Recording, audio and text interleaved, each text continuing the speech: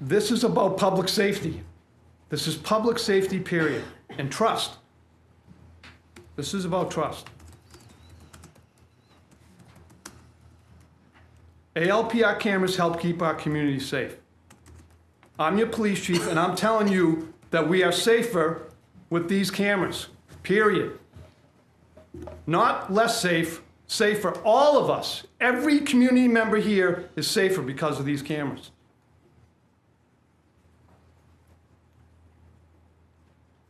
I'm a very private person and don't want to live in a city or a state that surveils or tracks its citizens. I do, however, want the police department where I live, here on B Street, to have the best tools possible to help them find a person that I love that might be in danger, and you should too.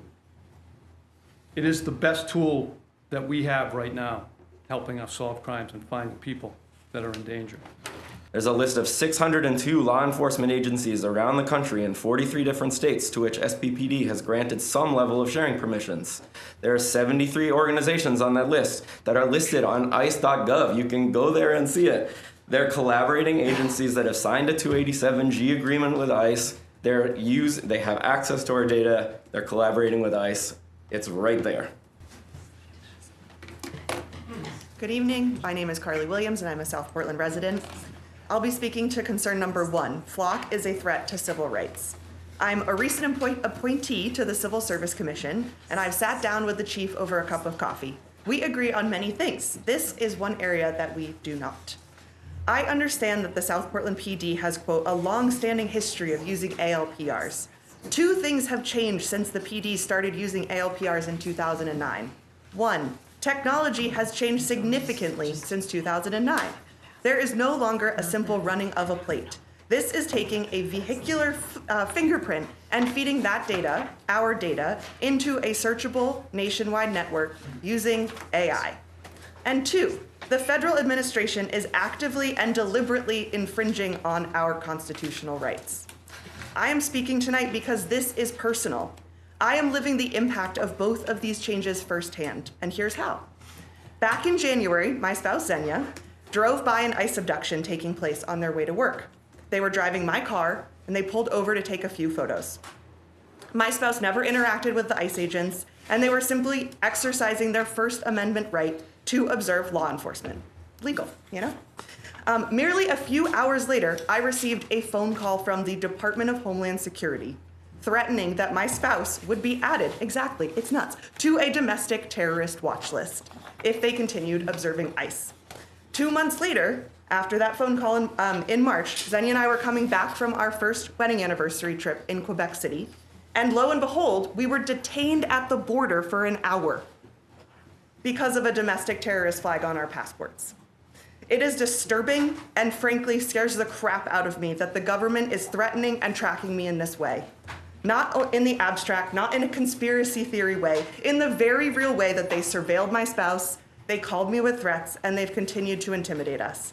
We are now both afraid to travel internationally, afraid to observe ICE, and you can read more about our experience on the front page of the Portland Press Herald from a couple weeks ago. This is what the surveillance state looks like. The federal government can track our movements through a growing and connected surveillance infrastructure that feeds data into a network that can be accessed by law enforcement agencies nationwide. Flock is a key part of this infrastructure, whether the South Portland Police Department or the city intends it to be or not. AI-powered mass surveillance is being weaponized to infringe upon our and, unfortunately, mine, constitutional rights and civil liberties. As a resident and community member, I am asking you to please protect our community by ending the Flock contract and disabling the cameras immediately. Thank you. My name is Marie Folatar. I live in South Portland.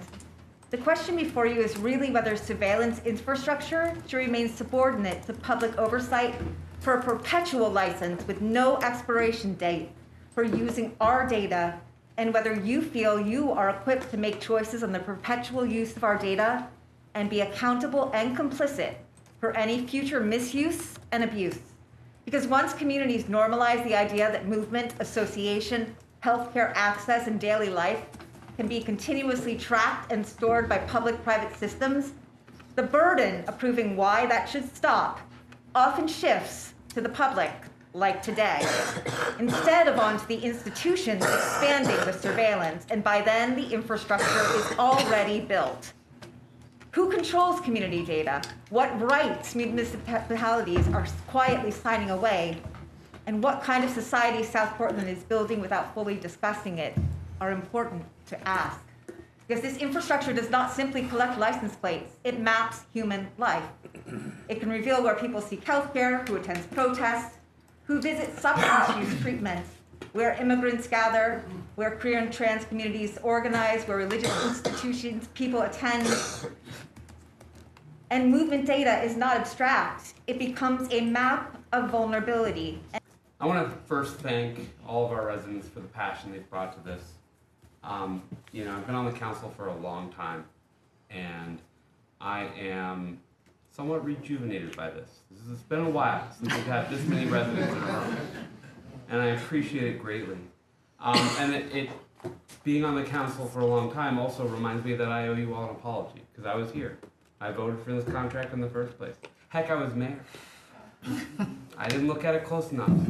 I fell down on the job. I wanted to redo it, and that's what this is. I tried really hard to advocate for us to sort of shut this down for a while so we'd have more time for everybody to get their answers and get ducks in a row and not have this all sort of rushed in one thing so everyone was doing their presentation and figuring. I'm sorry that that's the way it happened, but I'm glad that we got this opportunity, and I'm happy you all got an opportunity to speak. I also want to apologize to the chief. This is not personal. This is not a judgment on law enforcement. I align with the folks here who said, we trust our local law enforcement, we don't trust where the data is going.